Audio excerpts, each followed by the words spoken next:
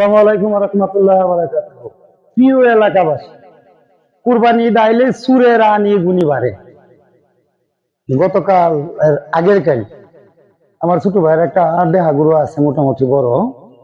তো রাত্রে তার যেতে নামাজ পড়ার সময় যখন উঠছি, উঠে দেখি দুইটা লোক রাস্তার কানি দিয়ে, তো আমাদের বাড়িটা, তো দেখলাম রাস্তার মধ্যে একটা গাড়ি। যখনই আমি আসছি তখন দেখি গাড়ি ঠাস করে চলে গেছে। এখন বিষয়টা হচ্ছে, আমরা যারা গরু পালন এরা একটু সাবধান থাকবা।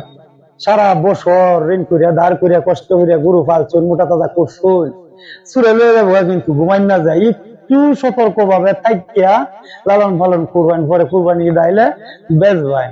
আর এখন সুরের দেওয়ান দেখো না, সুরের আনিগুনি কিন্তু বাইরে গেছে।